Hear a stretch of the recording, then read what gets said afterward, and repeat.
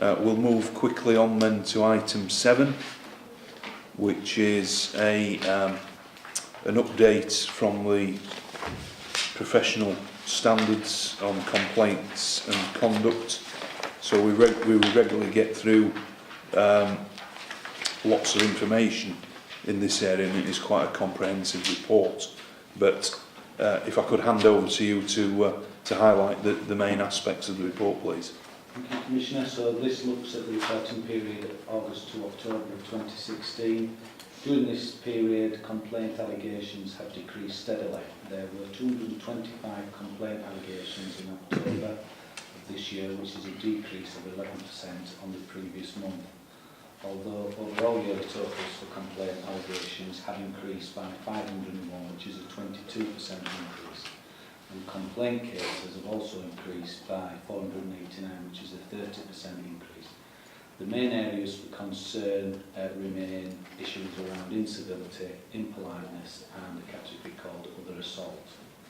To address these issues, with districts that provide assistance and learning where required, a PSD SPOC has been assigned to each district and department, and we have also recently employed a training and engagement officer who will coordinate central training and learning across the force and deliver these key messages via the intranet and the PSD quarterly newsletter.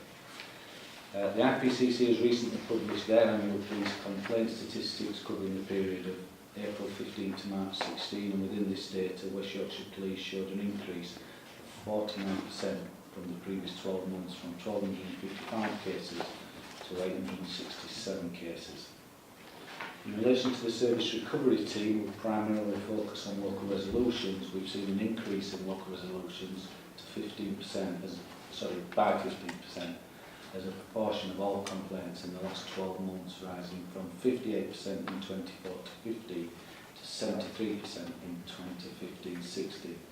As you'll be aware, the service recovery team was introduced in February of this year and has had a massive impact on both the timeliness and the quality of complaint investigations, which is deemed suitable for local resolution. The local resolution rate compares favourably against the national figure of 43% and our more similar force figure of 53%. Timeliness of dealing with complaints has improved significantly as well, with cases being dealt with by the service recovery team in an average of 16 days. To ensure continuous improvement, new performance measures have recently been introduced to the Professional Standards Department, including the length of investigation, in addition to requiring updates to be provided to officers and staff. And an update in relation to this should be available at the next comment. In relation to appeals over the last 12 months, 5% of appeals against the outcome of investigations and local resolutions has been propelled and returned for further work stroke investigation. The number of appeals has decreased in October of this year, with 14 compared to 18 in September. It's of note, though, that the appeals being dealt with by the service recovery team relate to appeals which have been upheld by the IPCC in relation to the investigations previously dealt with by districts, which was the old model of operating. In relation to IPC referrals, whether that's the mandatory criteria or the death and serious injury criteria, there has been 11 made in October 2016 compared to 16 in September and 17 in August. Over the last 12 months, the number of referrals has remained consistent, with 152 in 2015-16 compared to 160 in 2014-15. However, there has been an increase in the number of independent investigations from 18 to 22. West Yorkshire Police currently have 16 live independent investigations and 1 supervised investigation. In relation to conduct matters, conduct allegations have decreased in October 16, with 10 compared to 13 in September. Yearly totals for conduct allegations have increased by 4, which is an increase of 2% overall. The main concerns are discredited conduct, which is linked mainly to off-duty behaviour, and duties and responsibilities, which are linked to ongoing IPCC dependent investigations. PSD SPOCs are appointed to pick up the issues, and these are raised with districts. All districts have quarterly health checks now, which identify trends in complaints and identify officers of concern, so we can get in early and look at any preventative measures. Top 3 threats from the strategic threat assessment by volume remain disclosure of information, theft and fraud, and officer and staff vulnerability. In relation to the top 3 threats around risk, is officers committing criminal offences, sexual misconduct, and officers perverting the course of justice. As I alluded to, the police staff process is now picked up by PSD, and since its inception we've dealt with 57 cases. We took the policy up in February and there's been 63 allegations made. The breakdown is 37 related to general conduct, 13 confidentiality, 1 is a criminal conviction, 2 is equality and diversity, 4 are linked to honesty and integrity, and 6 are performance of duties. Suspended and restricted officers and staff, at the moment there are 9 police officers suspended and 29 are on restrictions, and there are 5 police staff members suspended. So that's the headlines for the full report. Commissioner, any questions? Yeah, thank you.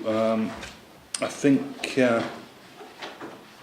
just in relation to that last point around suspended and restricted officers and staff, can you just clarify that the 29 officers on restricted as a result of some form of complaint, misconduct? Yeah, they're on temporary restricted duties, which might be not in the evidential chain, not to have public contacts, not to be in a certain location, so they haven't met the standard or requirement for suspension. But whilst there's an ongoing investigation, it's appropriate for all parties concerned that they're restricted in the duties. Yeah, because as you know, we use the term restricted duties for other police officers who are returning from an assault or some form of injury, or so I just want to be clear it isn't connected to that.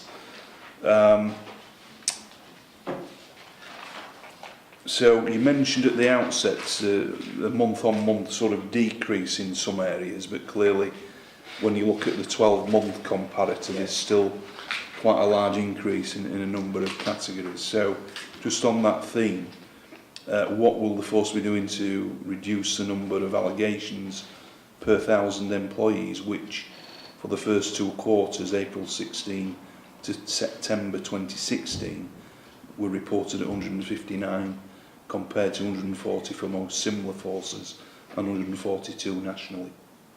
I think it's important to look at our current reporting methods to fully understand the rise in complaints, cases and allegations.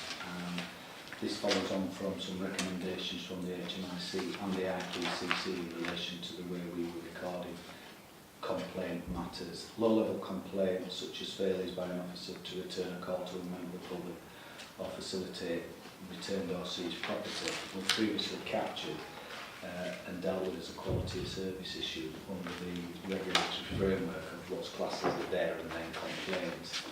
And we were subject to some criticism around that process because it was taking longer than the allowed time of 10 days, because these were being allocated out to districts and then will result in a non-recording appeal being upheld by the IPCC. So to address that, what we've done now is anything that comes to the attention of PSD is actually recorded as a public complaint. So when you look at the comparisons in the last 3 years in relation to what was previously either a quality of service issue or a complaint, the figures remain pretty static. By way of example, in April to March 14 there were 1,000 recorded complaints and 968 minor dissatisfaction cases, which came out of 1968. In April 14 to March 15, we had 1,255 complaint cases recorded and 612 dealt with as minor dissatisfaction, which totalled 867. And in April 15 to March 16, 867 complaint cases recorded with 51 dissatisfaction cases, which totals 91918. And from April to the present time, we are at 1,790. So if you actually link the MIs and the recorded cases together, we are on a level playing field in relation to the allegations. I suppose in the bigger strategic response, Commissioner, is there's sort of 4 issues. The statistics, as Sam points out, have been difficult for us in that sense, in that it's a bit like crime data integrity, that one goes down and one goes up in another environment, so there's some answer to it there. We are continuing with our training and our a work around the code of ethics and the professional standards of behaviour and the way in which staff conduct themselves within our communities, both on and off duty. We're continuing with the Simon's work around the very specific targeting of individual officers who may have repeated complaints and support for them and working what issues they may have. I think, interesting linking the previous items together, the body-worn video as we go forward, I think is going to be, as I said earlier, a significant change. The officers are requiring it and are crying out for it because they want a clear, auditable record of exactly how they've conducted themselves, so they're not open to false allegations or false complaints. But quite rightly, and I think we're all in the same place, the public need it to see that there's a really open and clear, transparent accountability of the officers' behaviour. So I think we watch with real interest as to how we step forward as a service with that, and how that manifests itself in improved officer conduct, less allegations, and hopefully a better service delivery to the public. So I think that's the one that we're waiting and watching to see the impact, and we don't know yet whether the last 3 months are the start of the evidence base of that or not. Right. It's too early to say. Yeah. As you said, Simon, in the update, so the increase in local resolution has gone up Yes. by a significant amount, hasn't it, up to 73%, the latest figure there, so that's well above the national sort of average, isn't it, even in the most similar force, and the timeliness. There's been some huge improvements there around the number of days. So, for example, February to December 2015, an average of 46 days, and now we're running at about 19 days. So that's a huge turnaround. So that's to be welcomed.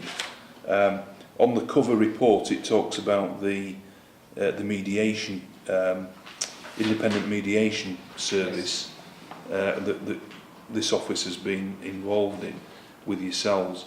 Can you just give a quick update on that? We've embarked on trying to identify cases that are suitable for mediation using the joint approach with the service recovery team, your office, and an independent mediation organisation called Yorkshire Mediation. It's in the initial stages, but through continued dialogue processes, the full support of the Federation and the unions. The skill of this process is the assessment of the complaint at the very early stage and the ability to recognise it as suitable to be dealt with by way of mediation. And this can be done by the reviewing officers at the Professional Standards Department or the Service Recovery Team Sergeant. Yeah, no, thanks for that, and I think it's a welcome addition to trying to resolve complaints and issues that get brought forward in a timely way as well, wherever possible. Also, as you're aware, that there are some legislative changes on the horizon with the complaint system that the government are putting through in legislation. And I guess my question is around that. I mean, I know we've had some discussions on the approach around this, but given the direction of travel at the moment, are you confident that in terms of looking at those proposals, that we can continue to improve to make sure that we are making the best of that legislation? Yeah, I think the way the department's set up now, we're equipped more than ever to actually deal with any option that comes from your office. So most people just want to be listened to and speedily dealt with and apologise if necessary, in whichever option we go through as a force with yourself. We are more than equipped to deal with that through service recovery team. Yeah, I mean that's important because clearly I will have a decision to make around which option we go for, but obviously having that assurance about the way we are dealing with complaints is very important for me as the Police and Crime Commissioner. I don't think I've got any other questions other than to say thanks for the update. There's a lot of information in there, and I look forward to reviewing this again at a future meeting. Thank you. Thank you.